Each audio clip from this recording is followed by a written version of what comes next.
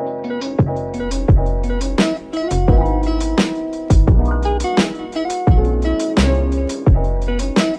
guys! So, welcome back to another fangirling vlog. So, last Saturday, I attended a cafe event for NCT 127's anniversary. So, it was held in Mandaluyong. If you have watched my previous vlog yon, don't forget to watch the vlog that I made for the cafe event. So, ngayon naman, gusto kong ipakita sa inyo yung closer look, of course, nung mga nakuha kong merch doon sa cafe event. Kasi hindi naman mawawala yung mga merch and anik-anik na nakukuha ng fans kapag uma-attend ng cafe event. So, eto guys, yung bit-bit ko pa uwi.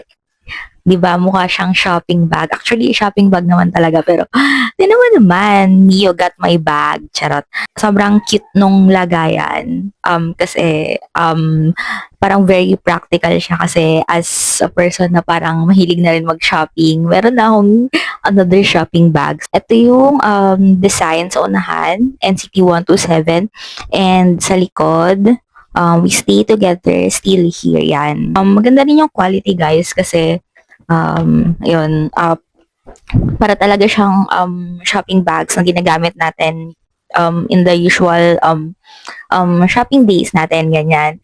So, thank you so much po sa underscore 127 everywhere sa X. So, sila yung nag-organize noong cafe event. So, I'm going to show you guys first the actual inclusions for the cafe event. So, yun yung pinaka-binayaran namin para dun sa event. Of course, yung shopping bag, kasama siya dun sa official inclusions noong cafe event. The kit also includes this organizer. Yan. Maganda siyang parang container ng mga kung ano man. Yan, meron siyang design sa unahan. Super cute na to. I like this one. Sobrang need. We also have random photo cards. 2 random photo cards. So, I got Mark's PC and also kay Doyong. Yan. Tapos, may kasamang OT8 photo card. Yan. So, photo cards, of course. Ito, may PC holder. So, ito, pinaka nagustuhan ko din to sa, sa mga inclusion. So, pwede siyang tanggalin. Ito, yan. Oh, wait. Yan, pag tinanggal. And then, ito, dito ipi-place yung photo card. So, lagyan natin ng photo card yung PC holder. Oh my God, ayusin natin. Ito. Yan. So, meron pa rin siyang protective, parang, what you call this, plastic, ganon. So, yan. This is Taeyong's PC. Yan. Trinay ko lang naman na lagyan para makita nyo rin yung itsura. The kit also includes stickers. Yan. So, it has different designs. Makita ko lang din. So, sticker. Wala ba yung sticker sa NCT 127, Yan, Born Limitless. By the way, this is the name of the event. Tapos, ito may maliit din. And then, ito din. Yan. So, nakakatuwa yung stickers. As a sticker girly, favorite part ng kit. Ito, I like this design nga pala. Yan. I also wanted to show this nga pala guys. Napakita ko na to sa vlog ko sa cafe. But this is the, like the card, the stamp card that we use para dun sa cafe. Kasi, dun sa event is merong parang stamp rally. So, yan, parang may mga, what we call this, mga exhibit or iba't ibang area na pupuntahan, like mag-take ng photos, ganyan. And parang may missions. Pag na-complete yung missions, merong makukuhang prize, ganon. So, yan. May mga stamp yung mga spots dyan. Yung admin, yung organizer yung nag-stamp. And then yan, may design ulit. Kung nakompleto yung mga parts na to, yung mga area, is nakakuha kami ng prize.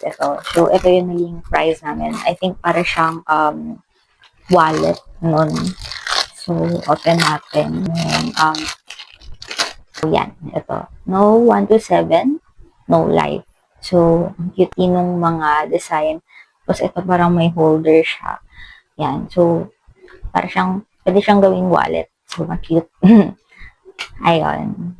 Tapos dun sa organizer area guys, pinadampot pa kami ng iba't ibang merch. So sobrang nakakatuwa kasi kahit hindi nila talaga nilagay yun sa official inclusions, meron silang parang extra freebies for the attendees. So ito, meron ito parang ponytail and parang pwede din siyang gawing bracelet, ganun. So, yan, 127 design. And pinadampot din kami ng button pins. So, si Jane yung pinili kong design. Maraming design din. So, ito lang yung pinili ko para may face niya.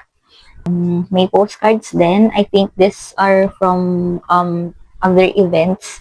So, parang yung ibang organizer is nilagay na lang nila as extra freebie na rin. So, ito. And then ito, kasi may nakalagay na Fev Voice birthday event. So, I think yun nga, galing to sa ibang CSE or ibang event. Yeah. Meron din ito, sobrang like ko to. Kasi ang cute. This is for 1 to 7 February celebrants. So, yung 4 members kasi ng NCT 1 to 7 yung nag-celebrate ng birthday kada February. So, yan. 2025 na pala to, yung calendar. Then, it includes lots of stickers and photo cards. So, ang dami ko na namang fan-made pieces yan. So, ang ganda ng quality. So, ito, si Doyoung, si Johnny, si Jane, and si Jungwoo. Silang 4.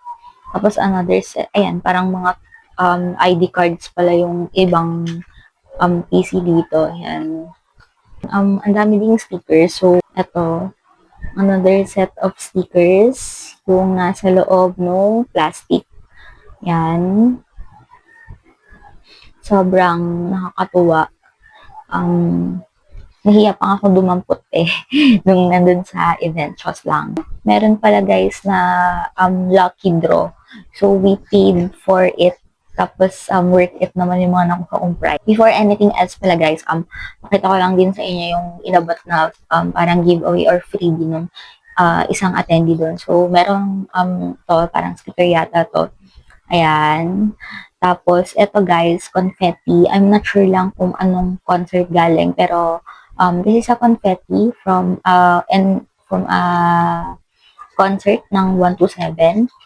Hindi ko lang natanong kung anong concert nga, pero yung confetti kasi is parang tinitreat na remembrance ng mga fans. Kaya dumadang po sila ng confetti after nung event or after yung mga concerts para remembrance lang, ganun.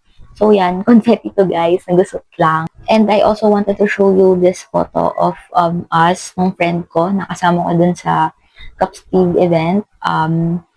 Eto, parang may machine doon na camera. Tapos, ayun, magpo-post lang kami. And then, ito, this is the name of the cafe.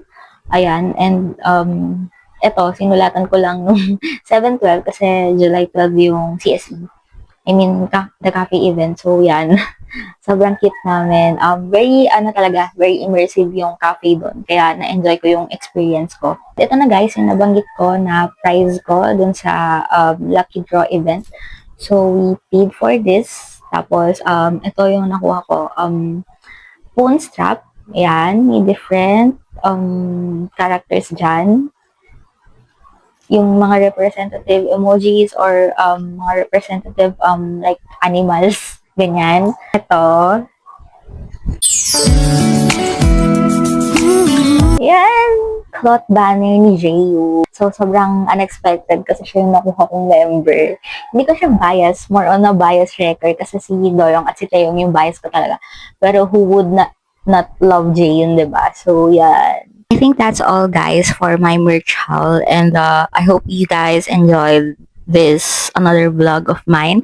So if you haven't watched my previous vlog about the cafe event, please do watch my previous vlog. Thank you so much guys for watching and see you next unboxing. Bye bye.